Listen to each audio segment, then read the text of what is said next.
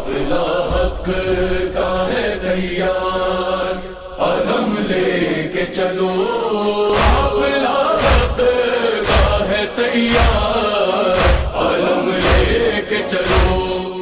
اعوذ باللہ من الشیطان الرجیم، بسم اللہ الرحمن الرحیم، الحمد للہ رب العالمین، والصلاة والسلام على سید الانبیاء والمرسلین، حبیب الہ العالمین ابی القاسم محمد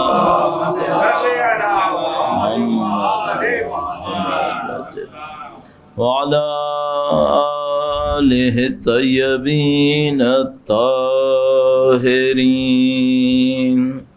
سیما بقیت اللہ فی الارضین۔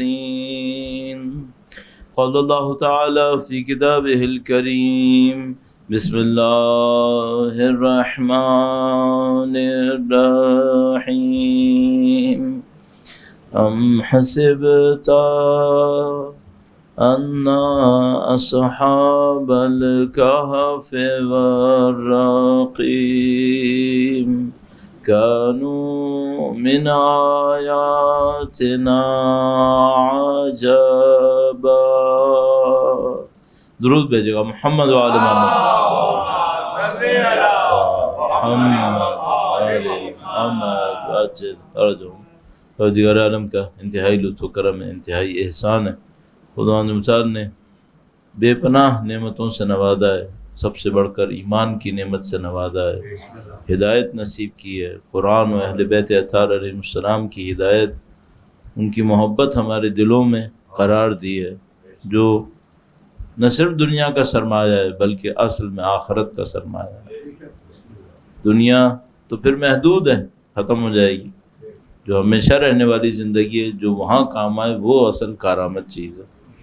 اللہ کی دی ہوئی نعمتوں کا شکر بجا لانے کے لیے، اور مولا ثامن الائمہ کی میلاد کی شب آنے والی ہے، مولا 8ویں امام کی میلاد کی مبارکباد وقت کے امام کے حضور پیش کرنے کے لیے، اور بالاخص بی بی ام الائمہ کے حضور پیش کرنے کے لیے درود بھیجیں محمد وعلی محمد، صلی علی محمد وعلی محمد عاجل ارجو۔ ہر امام کی ذات مقدس انتہائی عزیز سر آنکھوں پر، لیکن جو بات مولا 8ویں سرکار کے روضے مقدس کی ہے، غریب الغربا مغیث الشیعۃ والزوار، شاید ہی کوئی روضہ اتنا زائرین کی آماجگاہ رہا ہو جتنا مولا 8ویں سرکار کا روضہ ہے۔ بڑی شان ہے ماشاءاللہ، الحمدللہ، اور کس کس کو پناہ نہیں دی ان غریب الغربا، الحمدللہ۔ بہت مبارک رات ہے اور بہت اچھے ایام ہیں۔ ان ایام میں اہل بیت اطہار سے توسل کرتے ہوئے مولا 8ویں سرکار کی روضے کا کوئی بھی منظر اپنے ذہن میں لائیے، جب آپ زیارت پہ گئے ہوں گے، زری کا کوئی منظر، صحن کا کوئی منظر، مینار کا کوئی منظر، اس کو نظر میں لاتے ہوئے مولا 8ویں سرکار کے حضور اپنے مرحومین کی مغفرت و شفاعت کے لیے درود بھیجیں محمد وعلی محمد، صلی علی محمد وعلی محمد عاجل فرج۔ حقیقت یہ ہے کہ یہ جو خدا متعال نے ہمارے اور آپ کے دلوں کے اندر اہل بیت اطہار علیہ السلام کی محبت قرار دی ہے، یعنی اب بچپنے سے زندگی گزارتے ہوئے بوڑھے ہونے تک، اب انسان کوئی سوچے کہ کتنا فرق ہو کہ یہ محبت دل میں ہو یا نہ ہو، دو علیحدہ انسان ہیں پھر یہ۔ یعنی ایسا نہیں لگتا کہ ایک انسان ہے جس کے دل میں محبت ہے اور دوسرا ایک ویسا ہی انسان ہے جس کے دل میں محبت نہیں ہے، نہیں، یہ معاملہ کچھ اور ہے۔ یہ انسانوں کو تبدیل کر دینے والی محبت ہے۔ ایک وہ محبوب ہوتا ہے جس کو خود بھی پتہ نہیں ہوتا کہ کوئی اس کا چاہنے والا ہے. کوئی مثلا دنیا کو چاہتا ہو تو دنیا کو پتہ ہوتا ہے کہ یہ میرا چاہنے والا ہے. نہیں، ایسا نہیں. کوئی گھر کو چاہتا ہو تو گھر کو پتہ ہوتا ہے کہ مجھے چاہتا ہے. نہیں. لہٰذا اب توقع کریں کہ یہ گھر وفا کرے گا، کچھ جانتا ہی نہیں. کوئی آدمی کسی گاڑی کو چاہتا ہو، اس چاہت سے کیا فرق پڑنے والا ہے؟ کچھ بھی نہیں ہونے والا. صرف ایک مشکل ہے، جو ایسی کسی چیز کا چاہنے والا ہوگا وہ کہیں نہ کہیں مجبور ہوگا، کہیں نہ کہیں مجبور ہوگا. اس کی کوئی کمزوری ہوگی جو کسی کے ہاتھ لگ جائے گی، پھر اس کمزوری سے فائدہ اٹھائے گا. ہاں، تو یا محبوب وہ ہے جو قابل قدر نہیں ہے. اگر محبوب وہ ہے جو قابل قدر نہیں ہے تو پھر مصیبت ہے، مجبوری ہے، بے بسی ہے، اور اپنی کمزوری کسی کے ہاتھ میں دینا ہے. اور اگر محبوب وہ ہے جو قابل قدر ہے تو پھر یہ محبت سرمایہ ہے، پھر یہ محبت ایسٹ ہے. سرمایہ کسے کہتے ہیں؟ سرمایہ وہ چیز ہوتی ہے جس میں مزید محنت نہ بھی کریں تو بڑھتی رہتی ہے اور مسلسل فائدہ دیتی ہے. تو یہ بڑی عجیب محبت ہے جو اللہ نے ہمیں اور آپ کو نہیں معلوم گزشتہ لوگوں کی کن محبتوں کے صدقے میں نصیب کر دی ہے. اور خدا سے دعا ہے کہ انشاءاللہ قیامت تک ہماری تمام نسلوں میں محبت قرار فرمائے انشاءاللہ. وارث اہل بیت کے حضور ادا احترام کے لیے درود بھیجیں. محمد وعلی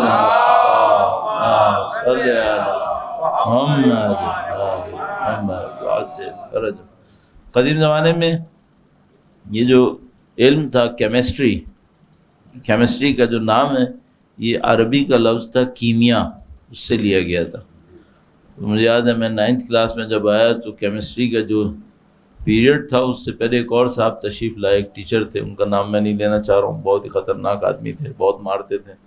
میں یہاں پیلے اسکول میں پڑھتا تھا، سوراب بورڈ پہ جو علامہ اقبال اسکول ہے، پیلا اسکول، یہاں پڑھتا تھا. تو بہت مارتے تھے وہ صاحب. تو وہ آئے، ان کا پیریڈ نہیں تھا، کہنے یہ کس کا پیریڈ ہے؟ یعنی یہ کیمسٹری کا ہے. تو کہیں بتاؤ کیمسٹری کا مطلب کیا ہے؟ اب بیچارے 9th کلاس کے بچے، ان کو کیا پتا کیمسٹری کا مطلب کیا ہے. پھر انہوں نے بتایا کیمیا سے ہے، کیمیا مسلمان کہتے تھے. خیر اتنے پہ تو بات ختم ہو گئی. ان کیمسٹری کا نام لیا، اسپیلنگلی بات ختم کر دی. پھر خیر میں کبھی موقع ملا بعد میں کبھی تو پتہ چلا کہ کیمسٹری کا جو لفظ ہے یہ کیمیا سے لیا گیا ہے. مسلمان کیمیا کہتے تھے. کیمیا کیا تھا؟ اصل کیمیا کا علم مسلمان نے بنایا کیوں تھا؟ یہ کیمیا اور ایک اور لفظ تھا، ایک اور اصطلاح تھی، اس کو کہتے تھے اکسیر. ایک اور اصطلاح تھی جو شاید فکشن اور ممکن ہے حقیقت بھی ہو، اس کو کہتے تھے آب حیات. فکشن میں تو بہت آتا تھا آب حیات، آپ کو یاد ہو بچپن میں اگر آپ نے کچھ پڑھا ہو. یہ جو کیمیا تھا یہ کیا تھا، اکسیر کیا تھا اور آب حیات کیا تھا؟ گرچہ ہمارے مجلس سے اتنا کوئی براہ راست تعلق نہیں ہے لیکن پھر بھی عرض کرتا چلتا. کیمیا وہ علم تھا جس میں آپ کسی بھی دھات کو پروسیس کر کے سونا بنا سکتے تھے. کیمیا وہ علم تھا، کوئی بھی دھات آپ کے ہاتھ میں ہو اس کو پروسیس کریں سونا بنا لیں. اس فن کو کیمیا کہتے تھے. یہ کیمیا تھا. وہ جو الطاف حسین حالی نے کہا تھا کیمیا ساتھ لایا، ہاں وہ کیمیا یہ تھا کہ وہ جس کو بھی لگ جائے وہ کوئی بھی دھاتو سونا بن جاتی تھی. تو لوہے کو بھی لگ جائے تو سونا بن جاتی تھی. جو نبی پیغام لائے وہ کیمیا تھا. جو انسان اسے تھام لے وہ کامل ہونے کی طرف جاتا تھا، اس لیے اس کو کیمیا بھی کہتے تھے. تو یہ ہو گیا کیمیا. وہ اکسیر کیا تھی؟ اکسیر ایک ایسا کیمیکل تھا، ایک ایسی دوائی تھی جس میں ہر مرض کی شفا تھی. ہر مرض کی شفا، کوئی بھی بیماری ہو اسے اکسیر پلا دیا جائے تو وہ شفا پا جاتا تھا. آب حیات کیا ہے؟ آب حیات وہ ہے اس کو مردے کو بھی پلا دو تو زندہ ہو جائے گا، ہمیشہ زندہ رہے گا. تو اب میں ایک بات عرض کروں گا، حب اہل بیت کیمیا بھی ہے، اکسیر بھی ہے، آب حیات بھی ہے. حب اہل بیت پہ درود بھیجے. محمد وعلی صلی علی محمد آل محمد عجل. نہ ہمیں کیمیا چاہیے، نہ ہمیں اکسیر چاہیے، نہ ہمیں آب حیات چاہیے. در زہرا پہ سب موجود ہے، الحمدللہ رب العالمین، الحمدللہ۔ اور یہ میں کسی مبالغے کے ساتھ نہیں کر رہا، آپ جانتے ہیں میں بیٹھ کر مبالغہ آرائی کرنے کا عادی قطعاً نہیں ہوں، تو یہ سچی بات یہ ہے کہ یہی ہے سب کچھ، ہاں اسی میں سب کچھ ہے۔ صرف مشکل کیا ہے، ہمیں نہیں معلوم خزانے پہ بیٹھے میں اس خزانے سے فائدہ اٹھانا کیسے ہے، یہ نہیں معلوم۔ تو وہ میرے ذہن میں آتا ہے ایک مثال، تھوڑی بھونڈی سی ہے ایک لحاظ سے لیکن پھر بھی کارآمد بھی ہے۔ کیا کہتے تھے وہ جو اس کے اوپر کپڑے ٹانگتے تھے اس رسی کو؟ الگنی۔ ہاں، اب کسی کے پاس سونے کا تار ہو اس کو الگنی بنا دے تو آپ اسے کیا کہیں گے؟ دیوانہ۔ کوئی دین استعمال کرے دنیا کمانے کے لیے، کیا کہیں گے اسے؟ اس نے سونے کے تار سے الگنی بنا دی ہے۔ ارے بھائی کوئی اور کام کر لیتے، یہ تو نائلون کی رسی بھی کر سکتی تھی، یہ تو کوئی سوتی رسی بھی کر سکتی تھی، تمہیں دنیائی کمانی تھی تو اس کے تو 10 اور راستے تھے۔ وہ ایک بندہ خدا تھا، اس نے بہت اصرار کیا، مولانا میرے 2 کام پھنسے ہوئے، کوئی نسخہ بتائیں۔ میں نے اسے بولا زیارت عاشورہ پڑھ لیا کرو، زیارت عاشورہ پڑھو انشاءاللہ خدا کروا دے گا۔ اس نے زیارت عاشورہ پڑھنا شروع کر دی، کچھ عرصے کے بعد دوبارہ اسی طرح، اس زمانے میں یاہو میسنجر ہوتا تھا جو چلتا تھا، پہلے اس زمانے میں یہ گوگل اتنا نہیں تھا، یاہو میسنجر تھا، تو دوبارہ یاہو میسنجر پہ آیا تو میں نے اس سے پوچھا، کہنے لگا مولانا الحمدللہ رب العالمین دونوں کام حل ہو گئے الحمدللہ۔ اس کے بعد وہ ایموجیز میں وہ چھوٹا سا جیسے افسردہ چہرہ بنا کے بھیج دیا۔ میں نے کہا بھائی اگر دونوں کام حل ہو گئے تو اب یہ رو کیوں رہے ہو، ہنسو۔ تو کہنے لگا نہیں اب مجھے ایک اور احساس ہو رہا ہے، معذرت چاہتا ہوں میں، بہت ایک عجیب سی بات اس نے کہی لیکن بات صحیح کہی۔ کہنے لگا مولانا مجھے لگ رہا ہے آپ نے زیارت عاشورہ کہی تھی، میں زیارت عاشورہ پڑھی تھی، ہو گیا دونوں کام ہو گئے، اب مجھے ایک بات لگ رہی ہے، میں نے توپ چلائی اور مچھر مارا۔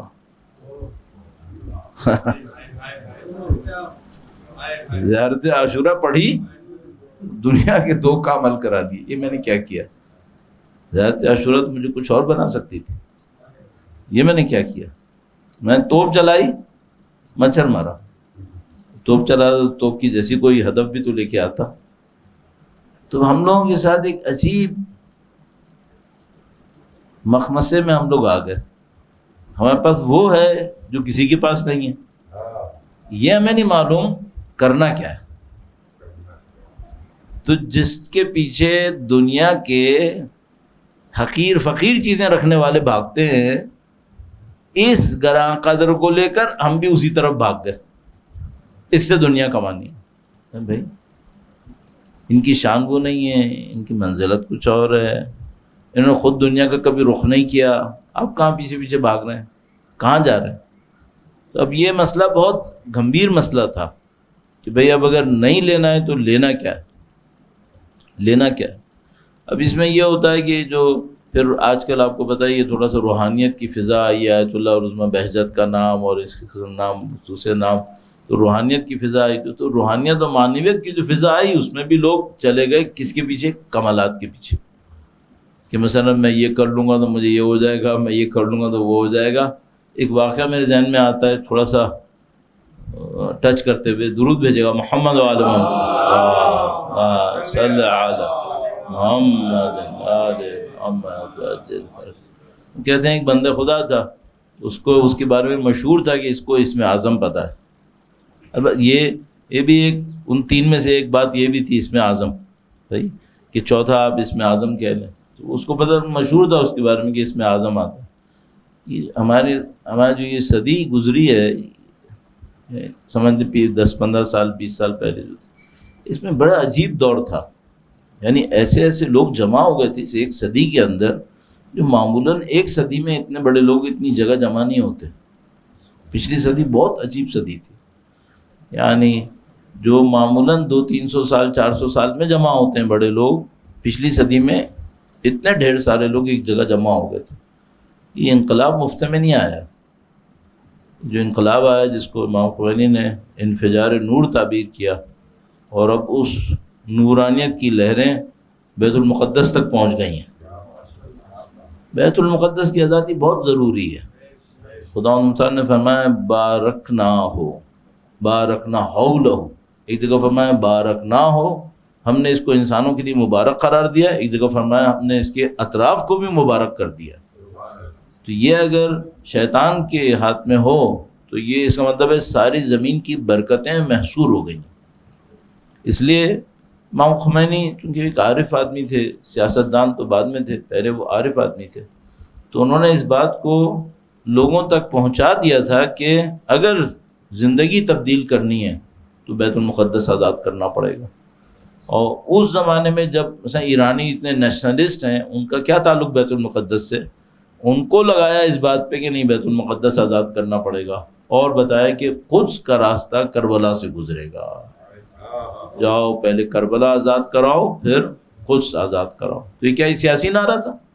نہیں، سیاسی نعرہ نہیں تھا، یہ عرفانی نعرہ تھا، عارفانہ نعرہ تھا، کیونکہ اس میں برکتیں تھیں، ان برکتوں کو آزاد ہونا بہت ضروری تھا۔ تو خدا نے پتہ نہیں کتنے لوگوں کو پچھلی صدی میں جمع کیا کہ اگر یہ موومنٹ ہونی ہے اور مثلاً خمینی کے ذریعے سے ہونی ہے تو خمینی اکیلے تو نہیں کر پائیں گے، بہت سارے لوگ ساتھ دیں گے تو ہوگا۔ تو وہ سارے لوگ جمع ہو گئے، انہوں نے ایک سے ایک کارنامے کرنا شروع کر دیے۔ ان میں ایک تھے آیت اللہ بہلول نام کر کے، ایک تو وہ بہلول تھے ہارون رشید کے زمانے کے، وہ نہیں، یہ بہلول اس زمانے کے تھے، لیکن ان سے کم بھی نہیں لگتے، وہ بہت ہی عجیب، اس زمانے والے بہلول بھی بہت عجیب تھے۔ میرا شاید 2 دفعہ دیکھنے کا اتفاق ہوا، 2 یا 3 دفعہ، بہت عجیب آدمی۔ یعنی ایک دفعہ کراچی تشریف لے آئے تھے، پتہ نہیں 98 یا 97 کی بات ہے، تو اس زمانے میں خانہ فرنگ کا ڈائریکٹر ہمارا ایک دوست ہوتا تھا، کلاس فیلو تھا، تو کہنے لگا کہ وہ آئے، میں دل میں آئے سے پوچھوں پاسپورٹ سے آئے یا طیّب عرض کر کے آئے، کیسے آئے؟ میں نے پوچھا نہیں، تو میں نے پوچھا کس ارادے سے آ گیا بھائی، یہاں کیوں آئے؟ کہنے کہ وہ کہہ رہے ہیں کہ مجھے سپاہی صحابہ سے مناظرہ کرنا ہے۔ میں نے کہا بھیا ذرا بچا کے رکھنا، جیتے تب مریں گے، ہاریں گے تب مریں گے۔ تو یہ ہے کہ کہنے کا نہیں وہ تو خیر نہیں ہو سکتا ہے، نہیں ہو پائے گا، بخیر کوئی میلاد ہے، وہ آپ لوگ جمع ہو جائیں، وہ کچھ تقریر کرنا چاہ رہے۔ تو ہم لوگ چلے گئے، بہت عجیب نورانی محفل تھی، واقعا بہت عجیب آدمی تھے۔ ان کے پاس بھی اسم اعظم کی کوئی نہ کوئی لہر کرن، کوئی جھلک تھی ان کے پاس۔ ان کے ایک بہت بزرگ دوست تھے، انہوں نے ان کے لیے ایک دفعہ ایک کام کیا تھا جو بہت ہی عجیب خدمت تھی، وہ بتاتے ہوئے میں ذرا گھبراتا ہوں اس لیے میں نہیں بتاتا۔ تو انہوں نے جب وہ انجام دے دیا تو بہلول جو تھے وہ اپنے دوست سے کہنے لگے کہ تم نے میرے اوپر ایک احسان کر دیا، اب تم مجھ سے کچھ مانگو۔ تو اب وہ جنہوں نے کیا تھا وہ بہت محسن تھے، وہ بھی بہت محسن تھے، تو کہنے لگے میں تم سے کیا مانگوں گا، وہ دوست تھے ان کے، کہنے لگے میں تم سے کیا مانگوں گا۔ اس زمانے میں جنگ چل رہی تھی ایران عراق کی، کہنے لگے تم زیارت کروا دو مجھے کربلا کی۔ ان کو پتا دنیا تو مانگنا بیکار ہے اس آدمی سے، تو کہا زیارت کربلا کی زیارت کرا دو۔ کہنے لگا اچھا ٹھیک ہے کرا دیتا ہوں، تم فلاں جگہ پہ آؤ میرے پاس۔ کہنے لگے میں ان کے پاس گیا، میں نے کلپ دیکھا ان صاحب کا، دوسرے جو دوست تھے، تو کہنے لگے میں ان کے پاس گیا، شہر کے باہر کہیں لے کے گئے، کہنے لگے کہ اب جو میں پڑھ رہا ہوں تم بھی پڑھتے رہو، اور جب میں کہوں آنکھیں بند کرنا، آنکھیں بند کرنا، اور پھر کھولنا نہیں، کھولے تو نتیجے کے ذمہ دار خود ہوگے۔ تو انہوں نے کہا ٹھیک ہے۔ تو کیا پڑھا ہے؟ کہنے لگے پتہ نہیں کون کون سی دعائیں پڑھائیں، 2 کہنے لگے کہ 2 تو مجھے بھی یاد ہے جو انہوں نے بتائی تھیں، سورہ حشر کی آخری 3 آیتیں، سورہ حدید کی پہلی 5 یا 6 آیتیں، یہ تو پڑھائی تھیں، اور بھی کچھ پڑھایا تھا۔ کہنے اس کے بعد کہنے آنکھیں بند کرو، آنکھیں بند کر لی، پھر کہنے ایک دم سے لگا جیسے بہت تیز ہوا چل رہی، بہت تیز ہوا، ایسے جیسے کوئی طوفان آ رہا ہے اور مٹی آ کے لگ رہی ہے چہرے کے اوپر، بدن کے اوپر۔ یعنی میں گھبرا گیا، لیکن اس نے اتنی شدت سے کہا تھا آنکھیں نہیں کھولنا، میں نے آنکھیں نہیں کھولی۔ یعنی ہوتا رہا طوفان، پھر ایک موقع پہ انہوں نے کہا کہ آنکھیں کھول لو، یعنی آنکھیں کھولی تو دیکھا کربلا کے سامنے کھڑا، زیارت گاہ کے سامنے، کہنے کہ بس گئے درود بھیجے گا محمد صلی محمد محمد آج سے فرض۔ کہنے زیارت کی، کہنے کہ فلانی تم اتنی اچانک مجھے لے کر آ گئے، میں زیارت نامہ بھی نہیں لے کے آیا، اب زیارت میں کہاں سے پڑھوں گا؟ تو کہنے کوئی بات نہیں میں پڑھاتا ہوں تم پڑھنا۔ یعنی ہم لوگ گھومتے رہے، پتہ نہیں لوگ جیسے ہمیں دیکھ ہی نہیں رہے تھے، اور یعنی کہ زیارت پڑھ لی، زیارت کر لی، سارے کام کر لیے، پھر باہر نکلے تو پھر اسی طرح کہ میں پڑھتا ہوں تم بھی پڑھنا، پھر میں پڑھا، پھر وہی سورہ حدید کی 6 آیتیں شروع کی، 5 آیتیں، اور سورہ حشر کی آخری 3 آیتیں اور بعض اور. اس کے بعد کہنی آنکھیں بند کر لو، نہیں کھولنا، پھر نہیں کھولنی، تو پھر دوبارہ جب کھولی تو کہنے دوبارہ محلے میں تھے. کہنے میں نے ان کو دیکھا بہلول کو، میں نے کہا بہلول کربلا کی کرا دی، نجف کا کیا ہوگا؟ نجف تو لے کے نہیں گئے. بہلول کہنے کہ تم کو پہلے بتانا تھا، اب میں واپس لا چکا، اب نے دوبارہ لے کے جا رہا بس. اور کہیں گے مرنے سے پہلے اگر کہیں کسی کو بتایا تو میری تمہاری دوستی ختم، تو جب تک زندہ ہوں کسی کو نہیں بتانا. یہ اس طرح کی چیزیں لوگوں کے ہاتھ میں ہیں. کوئی انسان سنتا ہے تو مثال کے طور پر سوچتا ہے میں بھی ذرا محنت کروں، شاید میں بھی کوئی اس میں اعظم، چلو اعظم نہیں چھوٹا، اعظم سے تھوڑا چھوٹا ہی کوئی مجھے ہاتھ میں آ جائے. تو اس کے لیے میں ایک جملہ عرض کر دوں. ایک اس میں تھا کہ ایک صاحب تھے، ان کو اسی طرح شوق چڑھا کہ اس میں اعظم، اس میں اعظم. تو انہوں نے ایک آدمی سے بات کی جس کے پاس مشہور تھا کہ اس میں اعظم ہے. نہیں، اس کو پتا تھا وہ بندہ جس کے پاس اس میں اعظم ہے، وہ خود اس کے پاس نہیں تھا، اس کو وہ بندہ پتا تھا جس کے پاس اس میں اعظم ہے. اس سے کہنے لگا مجھے اس سے ملاؤ جس کے پاس اس میں اعظم ہے. اس نے کہا میں نہیں ملا تھا، وہ بندہ نہیں ملتا کسی سے. تو اس نے کہا نہیں مجھے ملاؤ. تو تم ملا کے کر کیا لوگے تم؟ کیا تم نے لگا جیسے کوئی 1-2 دن کی محنت ہے کہ یہ بس ہو جائے گا تو اس میں اعظم مل جائے گا؟ کہنے لگا نہیں مجھے ملاؤ. اس نے کہا نہیں ملاتا نہیں. کہنے لگا اچھا کم سے کم ان سے پوچھ لو کہ مجھے ملنا ہے، ملیں گے یا نہیں ملیں گے؟ انہوں نے کہا ٹھیک ہے. واپس آ کر کہا کہ فلانی انہوں نے یہ کہا ہے کہ کل صبح شہر کے باہر چلے جانا، کیونکہ اس زمانے میں شہر کے باہر فصیلیں ہوتی تھیں. اب اگر آپ ملتان گئے تو فصیل کا ایک ٹکڑا وہاں پہ ابھی بھی ہے. فصیل ہوتی تھی، ایک دروازہ ہوتا تھا، تو ایک ہی دروازہ ہوتا تھا معمولاً. بڑے شہر کے زیادہ دروازے ہوتے تھے، جیسے لاہور تھا بڑا شہر تھا، اس کے کئی دروازے تھے. چھوٹے شہروں کے ایک ہی دروازہ ہوتا تھا. تو کہنے کہ شہر کے دروازے کے باہر کھڑے ہو جانا صبح کو، اور شام تک وہیں کھڑے رہنا. کہا ٹھیک ہے. شہر کے باہر کھڑا ہونا بہت سخت کام ہے، چونکہ قافلے والے آ رہے ہوتے ہیں، وہاں پہ ایک بلوا ہوتا ہے، کوئی مار رہا ہے، کوئی کوٹ رہا ہے، یہ ہے وہ ہے. وہ بیچارہ پورے دن وہاں کھڑا رہا، خوار ہوتا رہا پورے دن. واپس آئے شام کو، اس نے کہا تم نے میرا وقت ضائع کیا، پورے دن میں کھڑا رہا، کچھ ہوا ہی نہیں. کیا ہوا بھائی؟ یعنی میں نے یہ نہیں کہا تھا کہ کچھ ہونے والا ہے، میں نے تم سے کہا تھا جا کے کھڑے ہو جاؤ. انہوں نے کہا تھا جا کے کھڑے ہو جاؤ، تم کھڑے ہو گئے، معاملہ ختم ہو گیا. کہنے لگا اب ہوا کیا؟ کہنے لگا مجھے نہیں معلوم، انہوں نے یہ کہا تھا جا کے کھڑے ہو جاؤ، ختم. تو کہنے لگا میں کیا فائدہ ہوا اس کھڑے ہونے کا؟ میں نے وہاں پہ عجیب عجیب سین دیکھے. وہ ایک بوڑھا تھا، اس بیچارے کو اتنا لوگ مار رہے تھے، کاش میرے پاس اس میں اعظم ہوتا تو میں اس بوڑھے کی مدد ہی کر لیتا. کہنے لگا اس بوڑھے کا حال حلیہ بتاؤ. کہنے لگا یہ، کہنے لگا وہی ہے جس کے پاس اس میں اعظم ہے، وہی تھا.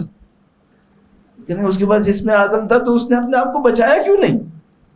کہنے لگا اس نے یہی سمجھانے کے لیے تم وہاں کھڑا کروایا تھا کہ تم سمجھ رہے ہو اس میں اعظم اس کام کے لیے ہے.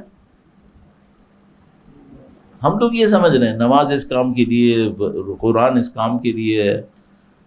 آیت اللہ خمینی نے کئی دفعہ یہ بات کہی. انہوں نے کہا انقلاب نہیں آیا کہ لوگوں کے پیٹ بھرے، اس لیے نہیں آیا، انسانوں کو انسان بنانے کے لیے آیا. یہ بات بہت بڑی بات ہے. جو لیڈر حکومت پہ ہوتا ہے وہ ایسی باتیں کرے تو اس کی حکومت اتر جاتی ہے. تو لوگ حکومت سے اتار دیتے ہیں کہ بھئی جب تم ہماری زندگی خیال ہی رکھنے نہیں آئے تو پھر کیا فائدہ ہوا. تو لیکن بار بار وہ کہتے تھے میں ان کا خیال رکھنے آیا ہوں جن کے پاؤں میں جوتی بھی نہیں ہے.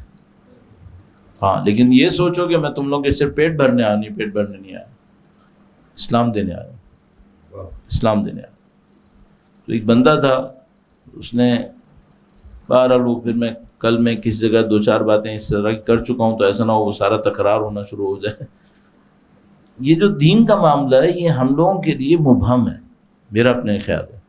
ہم لوگ یہ نہیں سمجھ پا رہے دین ہمیں کیا دینے آیا ہے، حب اہل بیت ہمیں کیا دینے آیا ہے، ہم یہ نہیں سمجھ پا رہے. تو بہت سارے لوگ آپ کو ملیں گے، مجھے ملتے ہیں، آپ کو بھی ملیں گے، ان سے پوچھیں آپ کیا کرتے ہیں؟ ہم گھر پہ مجلس رکھتے ہیں. کیوں رکھتے ہیں؟ اس سے برکت آتی ہے. مطلب برکت آتی ہے تو کیا ہوتا ہے؟ ہم ہر سال تنخواہ بڑھ جاتی ہے. یہ برکت ہے، اس کو برکت کہتے ہیں. بہت تیر مارتے ہیں، پیسہ کماتے ہیں، اوپر لکھ دیتے ہیں ھذا من فضل ربی. فضل ربی یہ ہوتا ہے، یہ خدا کا فضل. ٹھیک ہے ایک آدھ جگہ فضل خدا نے پیسے کو کہا ہے، اصل فضل اور فضیلت یہ ہوتی ہے. جب خدا نے متعال فرماتا ہے فضلنا، ہم نے ان کو فضیلت دی، تو اس کا مطلب ہے کہ ہم نے ان کو پیسہ دیا نہیں. یہ جو مشکل ہے یہ ہمارے ذہنوں میں کھٹک گئی ہے، پھنس گئی ہے، اور ہم اس ڈائلیما کو حل نہیں کر پاتے۔ تو مثال کے طور پر مثلا فرض کریں آج میں وہ اول وقت فجر کی نماز پڑھ لی مثلا، پھر دن میں کوئی گڑبڑ ہوگی تو میں کہوں گا یار نماز بھی اول وقت پڑھی تھی پھر بھی مشکل ہو گئی۔ ہم یہ سمجھ رہے ہیں دین اس لیے آیا کہ میری دنیا کی مشکلیں ساری حل ہو جائیں، لیکن دین واقعا صرف اسی لیے ہوتا تو اہل بیت نے اتنی سختیاں کیوں اٹھائی تھیں؟ اس کا مطلب ہے دین کسی اور کام سے ہے، یا صحیح کہ دین کے اندر لوگوں کی ذمہ داریاں مختلف ہیں معرفت کے حساب سے۔ کچھ لوگ دین اس لیے استعمال کریں گے خدا ان کے لیے استعمال کروا دے گا۔ مثلا خدا نے قرآن کریم میں ارشاد فرمایا کہ کچھ لوگ ہم سے کہتے ہیں اے خدا ہمیں دنیا میں دے، تو ہم انہیں دے دیتے ہیں، پھر آخرت میں ان کے لیے کوئی حصہ نہیں ہوتا۔ اگر کوئی یہ کرے خدا سے کہ خدا میں نماز پڑھی دنیا میں دے، صرف دنیا میں دے، ٹھیک ہے پھر لے لے، کوئی مسئلہ نہیں۔ یہ جو صدقے کے اثر میں پیسہ بڑھتا ہے یہ کافروں کا بھی بڑھتا ہے، سب کا بڑھتا ہے، لیکن مومن صدقے کے بدلے میں اپنا پیسہ نہیں بڑھواتا، اس صدقے کے بدلے میں اپنا ایمان بڑھواتا ہے، اپنی غلطیاں ختم کرواتا ہے۔ تو یہ جو رشتہ ہے دین کا اور دین کے نتائج کا یہ بہت اہم ہے، اور ظاہر ہے اس کے لیے بہت ضروری ہے کہ آخرت کو سمجھا جائے۔ یہ جو قرآن کریم میں بعض لوگ کہتے ہیں تقریباً 1/3 آیات قرآن کریم کی آخرت کے بارے میں ہیں، بعض لوگ یہ بھی کہتے ہیں، مجھے لگتا ہے شاید 1/3 سے زیادہ ہی ہیں، لیکن کم از کم 1/3 بھی اگر آخرت کے بارے میں ہے تو وجہ کیا ہے؟ یعنی جو ہم جھیل رہے ہیں اس کے بارے میں کم ہے اور جو ہم ابھی نہیں جھیل رہے اس کے بارے میں زیادہ ہے۔ یہ کیوں ہے ایسا؟ انسان کہتا ہے جو میں جھیل رہا ہوں اس کے بارے میں بولو، خدا متعالی نے اس کے بارے میں زیادہ بات کی جو ابھی ہم نہیں جھیل رہے۔ کیوں؟ کیونکہ خدا کو پتہ ہے یہ جو جھیل رہے ہو نا یہ 50-60 سال ہے، وہ جو جھیلو گے وہ ابدی زندگی ہے۔ ہاں تو اس پہ اتنی زیادہ گفتگو نہ بھی کرے تو مسئلہ نہیں ہے، اصل مسئلہ وہاں کا ہے۔ اور اسی لیے بار بار ہم سے کہا آخرت کی کھیتی ہے دنیا، یہ ہے وہ ہے، تو وہ تاکہ، لیکن ہم لوگوں کا دماغ مطمئن ہو نہیں پاتا، ہم لوگ پھنسے اسی میں رہتے ہیں کہ یہ حل ہو کسی طریقے سے۔ اب اس میں یہ تھا کہ بہت عقل مند آدمی وہ ہوگا جو اس کا ایک بیلنس کریٹ کر لے، کہ وہ مثال کے طور پر دین میں ہی دیکھے جس چیز سے دنیا، جو خدا چاہتا ہے دنیا کا حصہ وہ مجھے ملے اور آخرت خراب نہ ہو۔ اگر ایسا کوئی راستہ کوئی ڈھونڈ پائے دین کے اندر تو وہ میرے خیال میں بہت اچھا راستہ بن پائے گا۔ اس کے لیے کیا کر سکتے ہیں؟ 1-2 باتیں سمجھ میں آتی ہیں۔ درود بھیجے گا محمد وعلی صلی علی محمد۔ اصل میں ایک بات اور بھی ہمیں سوچنی چاہیے، بہت سادہ سی بات ہے لیکن امپورٹنٹ ہے، وہ یہ کہ دنیا میں چاہیے کیا ہے۔ ابھی مثال کے طور پر انہوں نے بہت محنت کی ہے، کمرے کا ٹیمپریچر اچھا کیا ہوا ہے، اب یہاں گرمی برس رہی ہوتی تو ابھی مجھ سے کوئی پوچھتے دنیا میں کیا چاہیے تو میں کہتا اے سی چاہیے، اور کیا چاہیے، ٹھنڈا چاہیے۔ ابھی تو الحمدللہ موسم اچھا ہوا ہے کمرے کا۔ تو جب انسان دنیا میں مبتلا ہوتا ہے تو وہ سمجھتا ہے بس یہ جو اس وقت سامنے ہے نا یہ کسی طریقے سے حل ہو جائے، یہ چاہیے۔ صحیح ہے، اصل میں کیا چاہیے؟ تو ایک جملے میں وسیلہ چاہیے یا وسیلے کے پیچھے کچھ اور چاہیے؟ مثلا آپ کو گاڑی چاہیے یا جگہ پہ پہنچنا چاہیے؟ گاڑی کا مطلب ہے کہیں پہنچو تو پہنچنا چاہیے نہ کہ گاڑی۔ صحیح۔ مثلا گھر چاہیے یا پناہ کے لیے پناہ گاہ چاہیے؟ گھر کا کیا کہوں گا، اگر پناہ گاہ نہیں ہے تو پھر تو پناہ گاہ چاہیے بھائی، ٹھیک ہے، صحیح ہے۔ نیند چاہیے یا آرام چاہیے؟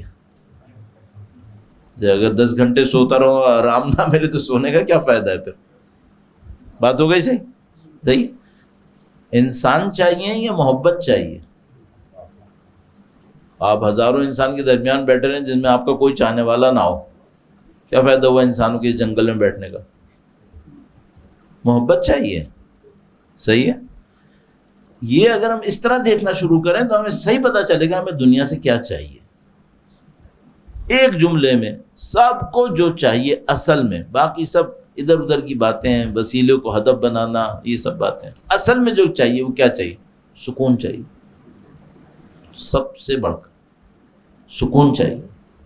اگر کسی شخص کو خدا چیز کے ذریعے سکون دیتا ہے تو اس چیز کی محتاجی دیتا ہے، اور بغیر چیزوں کے سکون دیتا ہے تو بے نیازی دیتا ہے. ہاں. اب ایک اور بات سمجھ میں آتی ہے، بلند انسان وہ ہے جسے سکون ملے نہ چیزوں سے بلکہ بے نیازی سے.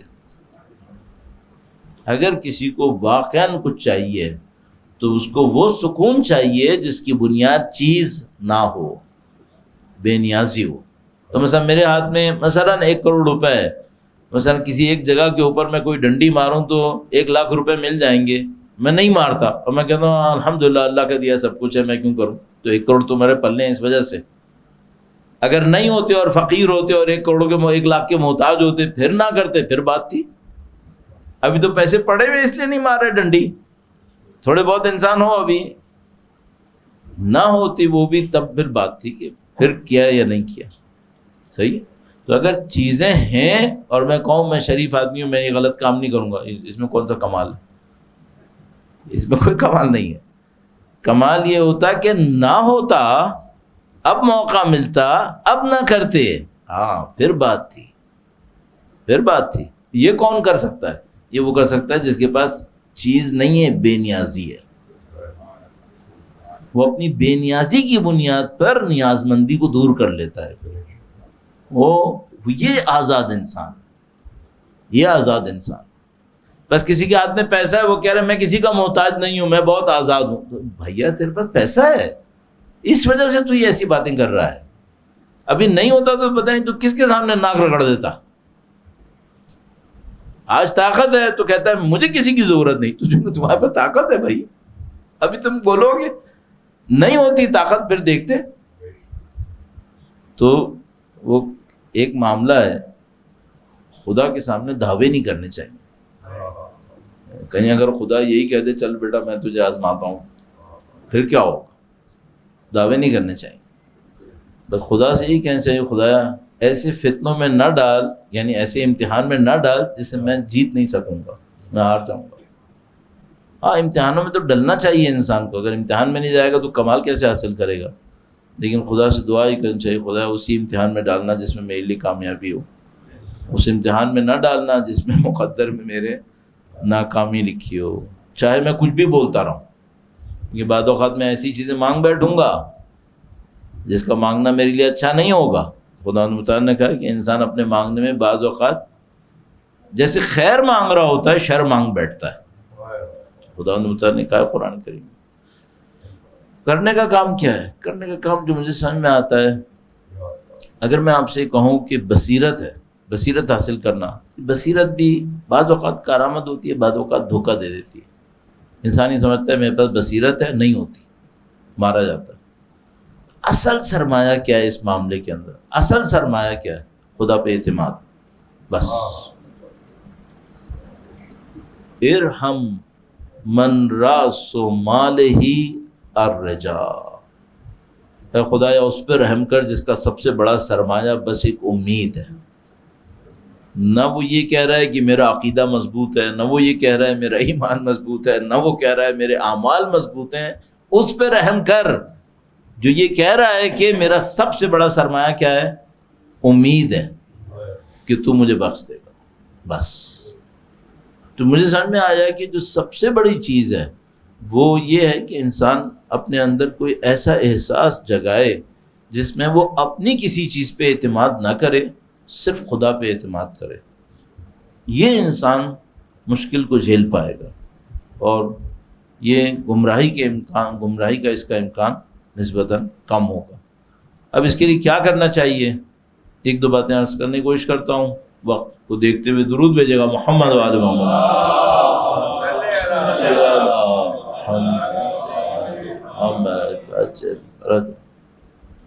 ایک دفعہ ہوتا ہے خدا متعال فرماتا ہے مثلا ظہر کی نماز 4 رکعت واجب ہے، صحیح؟ یہ 4 رکعت واجب نماز صرف واجبات کتنی دیر میں ادا ہونے چاہیے؟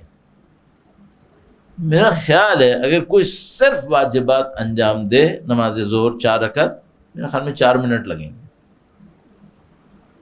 اذان واجب نہیں ہے، اقامہ واجب نہیں ہے، اللہ اکبر ایک سورہ سبحان ربی الاعلیٰ و بحمدہ، سمع اللہ نہیں کہنا ہے، سجدے میں جائے، کھڑا ہونا پڑے گا، سجدے میں جائے، 4 منٹ میں 4 رکعت ہو گئی، 17 منٹ میں 17 رکعتیں واجب ہو گئیں۔ صحیح ہے؟ خدا بس اتنا ہی چاہتا ہے؟ نہیں، کوئی عقل مند یہ کام نہیں کرے گا۔ کیوں؟ وہ کہے گا بھائی یہ بیئر منیمم ہے، اس میں تو اگر 1 انچ بھی کم ہو گیا تو میں تو گیا، پھر تھوڑا بڑھائے گا، وہ تھوڑا بڑھائے گا۔ ہم لوگ ہم میں سے اکثر لوگ عبادتوں میں یہ کرتے ہیں کہ بیئر منیمم پہ نہیں چلتے، کیونکہ ہمیں ڈر ہوتا ہے کہ اگر اس میں ذرا سی بھی کمی کر دی مارے گئے۔ اچھا ایک آدھ نافلہ بھی پڑھ لیتے ہیں، کیونکہ مثلا واجب نماز کے اندر توجہ کی جبران نافلہ سے ہو جاتی ہے، روایتوں میں بھی ہے ہمارے پاس۔ لیکن جب بات آتی ہے اخلاقی معاشرتی ذمہ داریوں کی تو بیئر منیمم سے بھی نیچے آ جاتے ہیں۔ عبادتوں میں نہیں کرتے ڈنڈی، اتنی ڈنڈی نہیں مارتے، لیکن جب بات آتی ہے سماجی ذمہ داری، اخلاقی ذمہ داری، دوسری ذمہ داریاں، ادھر بیئر منیمم سے بھی نیچے آ جاتے، ادھر نہیں سوچتے۔ اس کی وجہ سے ہمارے معاشرے میں جو مجھے احساس ہو رہا ہے، ہمارا معاشرہ عبادتی معاشرہ ہے، سماج نہیں ہے یہاں پر، یعنی عبادتیں ہیں یہاں پر۔ جیسے پاکستان میں آپ دیکھیں مثلا جمعے کی نماز ہو رہی ہو، جمعے کی نماز کا وقت ہو، کافی لوگ مسجدوں کی طرف جا رہے ہوتے ہیں۔ وہ کسی نے جس زمانے میں ڈائل اپ کے اوپر انٹرنیٹ کنیکشن ہوتا تھا تو کہنے کوئی باہر سے آیا، اس نے کہا کہ میں تو جب بھی ڈائل اپ مارتا ہوں وہ بزی جاتا ہے، ملتا ہی نہیں ہے، جس زمانے ڈائل اپ پہ ہوتا تھا۔ تو اس نے کہا بھائی ماہ رمضان ہے، تم ایسا کرنا جیسے ہی مغرب کی اذان ہو ڈائل اپ پہ جانا، فوراً مل جائے گا، سب افطار کر رہے ہوں گے۔ ہمارا معاشرہ عبادتی معاشرہ ہے، لیکن سماج کے اعتبار سے عدل ہے، عدل کی لہر بھی نہیں ہے۔ یہ کیوں ایسا ہوتا ہے؟ یہ اس لیے ہوتا ہے کہ ہم لوگ رسم و رواج کے اندر پھنسے ہوئے لوگ ہوتے ہیں۔ تو مثال کے طور پر ایک رسم کے اندر ایک عبادت بڑی دل گرمی سے کر رہے ہوتے ہیں، لیکن اس کے ریسیپروکل، اس کے مقابلے میں ایک سماجی ذمہ داری آتی ہے، اس پر ٹھپ ہو جاتا۔ ابھی پتہ نہیں کتنے لوگ نمازیں پڑھ رہے ہوں گے، روزے رکھ رہے ہوں گے، یہ کر، اور فلسطینی جو مر رہے ہیں اس کے اوپر کیوں نہیں بولتے؟ یہ کم ذمہ داری ہے؟ 35,000 لوگ مر گئے، مار دیے گئے، عمدن ایک بھوک افلاس میں مبتلا کر دیے گئے، عمدن 20 لاکھ لوگ بے گھر کیے گئے، بھوکے رکھے گئے، ہزاروں لوگ جیلوں کے اندر روزانہ ٹارچر ہو رہے ہیں۔ صحیح ہے؟ جو آدمی اپنی نماز قضا سے بچانے کے لیے، قضا ہونے سے بچانے کے لیے بھاگ رہا ہے، ادھر ادھر جا رہا ہے، اس کے کان پہ جوں نہیں رینگ رہی کہ ابھی اتنے لوگ مر گئے، اس کا خدا تم سے نہیں پوچھے گا؟ نہیں پوچھے گا کیا؟ وہ ایک بندہ تھا، مشہور ہے کہ جو عمر بن عبدالعزیز تھا، بنی امیہ کا حکمراں، جس نے باغ فتح واپس کرنے کی کوشش کی تھی، امیر المومنین کو جو سب و شتم ہو رہا تھا اس نے رکوا دیا تھا۔ اس کا مشہور ہے ایک واقعہ، کہنے کہ بچپنے میں ایک آدمی سے قرآن کریم پڑھتا تھا جو اہل بیت کا چاہنے والا تھا، تو وہ بچپنے میں اس کو تھوڑا بہت کہیں نہ کہیں پوائنٹ دے دیتا تھا خاموشی سے، اس کو پتا تھا، پتہ چل گیا بنی امیہ کا دربار تھا تو مصیبت ہو جانی تھی۔ تو ایک دن یہ اسے پڑھا رہا تھا استاد، تو بعد میں اس بیچارے کو مار دیا تھا، اس کو شہید کر دیا تھا۔ ایک پڑھا رہا تھا تو اس کا چچا، عمر بن عبدالعزیز کا چچا، وہ آیا ان کے پڑھانے کے دوران، کہنے لگا کہ مجھے ایک سوال پوچھنا ہے۔ اس نے پوچھا کہا پوچھو، تو اس نے کہا کہ میرے کپڑے کے اوپر مچھر کا خون لگا ہوا ہے، تو میں اس میں نماز پڑھ سکتا ہوں؟ اس نے اس کو بتا دیا۔ تو اس نے ایک جملہ کہا، جب وہ چلا گیا تو عمر بن عبدالعزیز سے ایک جملہ کہا، کہنے لگا جس کے دامن پہ امام حسین کا خون لگا ہے، وہ حسین کا خون نہیں دیکھ رہا ہے، مچھر کا خون دیکھ رہا۔ یہ عمر بن عبدالعزیز کے دل پہ جا کے لگی کہ ہاں میرے خاندان کے اوپر دامن پہ امام حسین کا خون لگا، ہم نے خون بہایا۔ ایسا اس کے اوپر اثر پڑا کہ اس نے بعد میں آ کر پھر وہ 2 بڑے کارنامے کر دیے۔ ایک واقعہ بیان کرتے ہیں وہ آیت اللہ محمد حسین طباطبائی علی اللہ مقام شریف صاحب المیزان، شاید ان کا واقعہ ہے، شاید مجھے یاد آ رہا ہے، میں بعض اوقات ناموں میں غلطی بھی کر جاتا ہوں، شاید یہ واقعہ علامہ حسن زادہ آمولی نے بیان کیا تھا، تو وہ شاید دونوں کو آپ لے لیں۔ تو آغا طباطبائی ایک دفعہ کربلا میں یا نجف میں راستے سے کہیں جا رہے تھے، تو ایک بندہ عرب تھا، عرب کوئی قبیلے کا سردار تھا، پتہ نہیں کیا تھا، وہاں پہ قبیلی نظام ابھی بھی ہے، قبیلے کا نظام، تو وہ سردار ٹائپ کا تھا، تو وہ آیا، اس نے سید سے کہا، کیونکہ علامہ صاحب سید سے کہا، سید میرے گھر میں آؤ، مجھے کام ہے۔ سید نے کہا میں جا رہا ہوں کہیں، کہنے کہا نہیں، میں درخواست کرتا ہوں، میرے گھر میں آؤ، مجھے کام ہے۔ مجھے پتہ نہیں کیا مجبوری بیچارے کی، گھر میں گئے، ایک بچہ نوزاد تھا، اس نوزاد بچے کو اس نے سامنے رکھا، اس کے اوپر ایک شمشیر رکھی، کہنے لگا سید یا اس بچے کی گردن اڑاؤ یا میری گردن اڑاؤ۔ سید نے کہا تو بھائی کیسی بات ہے، کیوں اڑاؤں؟ کہنے لگا نہیں، ہم نے تمہارے جد امجد کا ساتھ نہیں دیا تھا، قصاص لو ہم سے قصاص لو، میرے اجداد نے تمہارے اجداد کا ساتھ نہیں دیا تھا، اس سے پہلے کہ تمہارے مالک آئے ہم سے قصاص لیں، تم ہم سے قصاص لے لو۔ یہ لوگ اتنے سیریس ہیں اس معاملے میں کہ نہیں غلطی ہو گئی ہم سے۔ یہ دنیا بہت عجیب دنیا ہے واقعی، یہاں نظر کچھ آتا ہے ہوتا کچھ اور ہے۔ ہم لوگ بہت عجیب دنیا کے اندر ہیں اس وقت، الحمدللہ رب العالمین، یہ دنیا بہت عجیب دنیا ہے اس وقت، نہیں معلوم کس سمت میں ہے اور کس طرف جا رہے ہیں، لیکن بہرحال بہت اچھا وقت ہے الحمدللہ رب العالمین۔ تو لب لباب یہ ہے کہ بھئی ہمیں ایک بیلنس کریٹ کرنا چاہیے اپنی سماجی ذمہ داریوں میں، اپنی معنوی ذمہ داریوں میں، عبادتی ذمہ داریوں میں، خاندانی ذمہ داریوں کے اندر۔ صرف یہ تھوڑی کہ نماز واجب ہے، دوسروں کے کام آنا واجب ہے، دوسروں کے لیے سورس آف کمفرٹ بننا، آرام کا ذریعہ بننا واجب ہے۔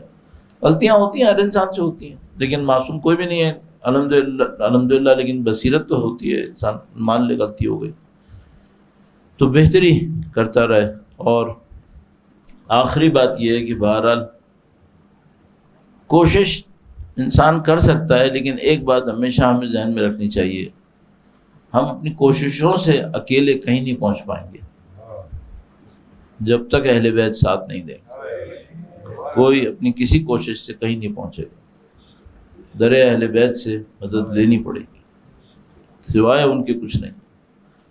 تو کوئی بھی خلوص کام کرے، خاموشی سے کرے، کسی کو نہ بتائے، اور ہدیہ کر دے اہل بیت اطہار کے حضور، کسی ایک ہستی کے حضور۔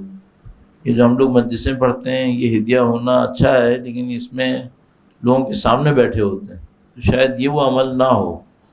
اس کا ہدیہ بھی شاید وہ قبول کر لیں، لیکن میرا خیال ہے وہ عمل زیادہ بہتر ہوگا جسے کوئی نہ جانتا ہو، تاکہ ایسا کہے کہ کیا کہتے ہیں اس ہاتھ سے دے، اس ہاتھ کو پتہ نہ چلے، وہ میرے خیال میں زیادہ اچھا ہدیہ ہوگا۔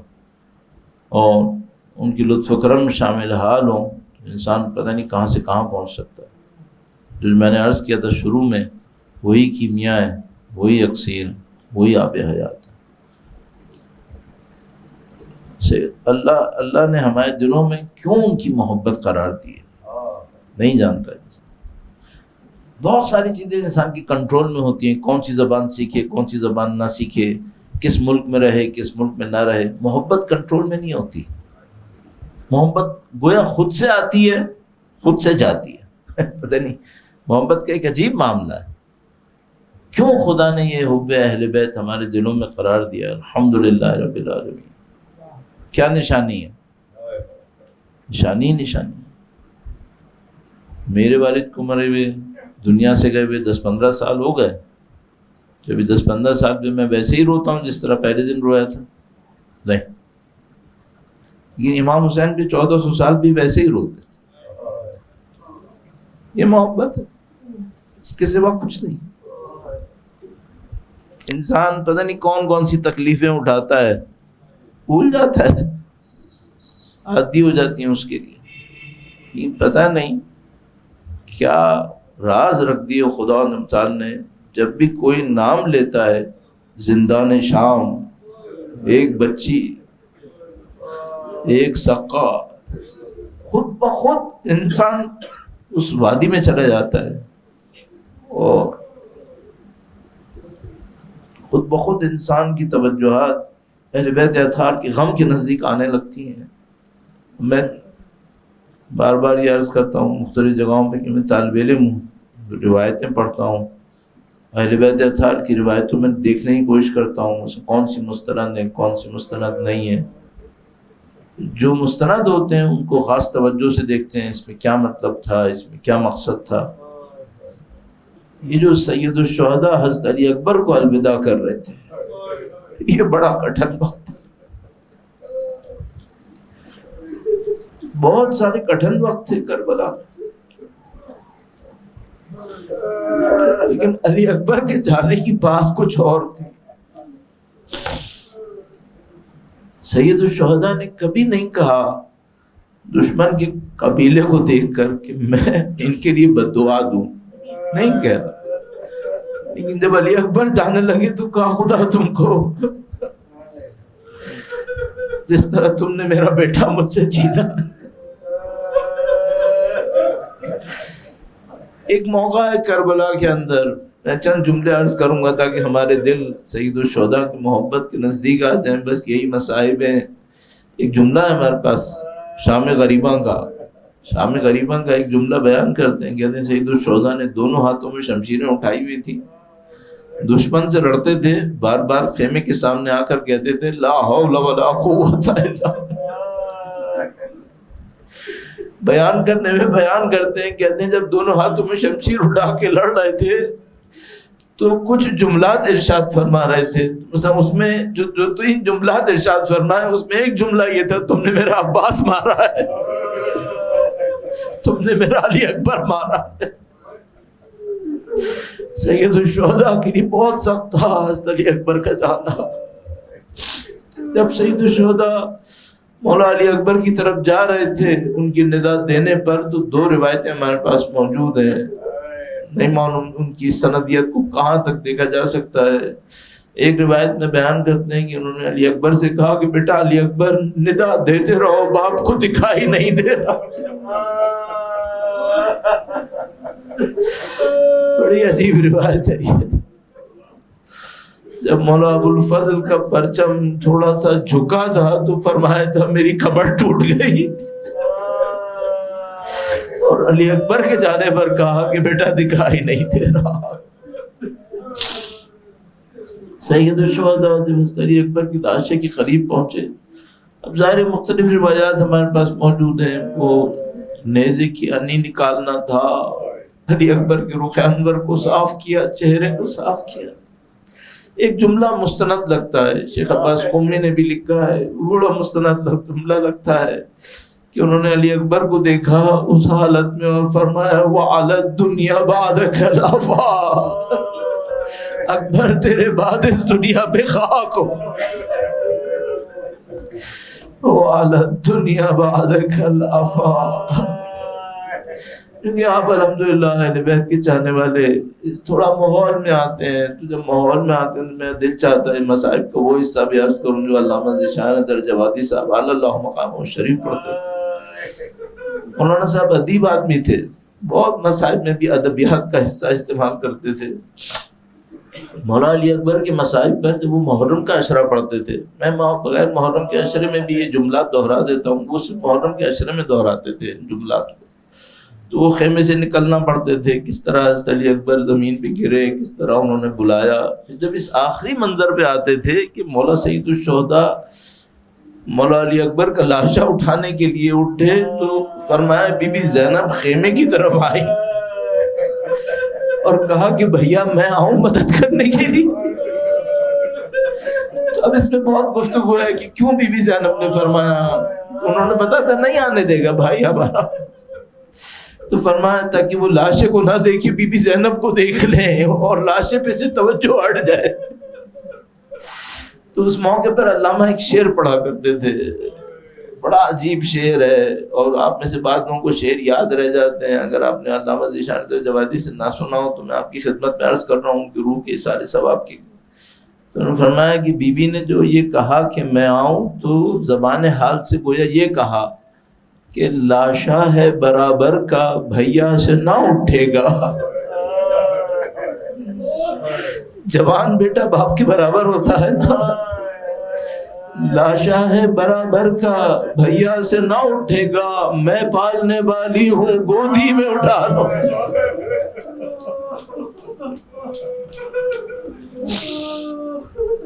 الا لعنت اللہ علی القوم الظالمین وسيعلم الذين ظلموا ايام منقلب ينقلبون. پروردگارہ تجھے واسطہ نبی اولاد نبی کا، تجھے واسطہ مولا علی اکبر کا اس قلیل کو اپنی بارگاہ میں قبول فرما.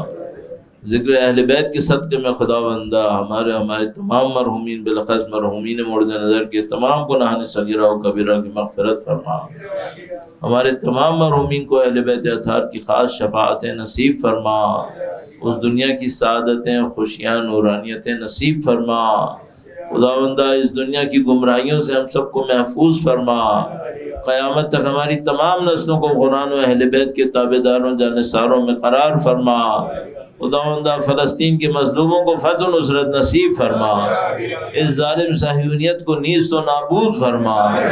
خداوندہ رہبر معظم نصر اللہ حوثیین حشد شعبی جو مجاہدین اس صہیونیت کے خلاف برسر پیکار ہیں، ان مجاہدین کو فتح و نصرت نصیب فرما. اے پاک پروردگار تمام دعائیں تیری حجت کے لیے ہیں. خداوندہ یہ جنگ بھی شاید ان کے تشریف آوری کا پیش خیمہ ہے. خدا تجھے بی بی سیدہ کے مصائب کا واسطہ پاک پروردگار، مولا علی اکبر کی مظلومیت کا واسطہ، سید و سردار مولا اور آقا امام آخر الزماں کے ظہور میں تعجیل فرما. ہمیں ان کی نصرت کی سعادت نصیب فرما، اس راہ میں شہادت نصیب فرما.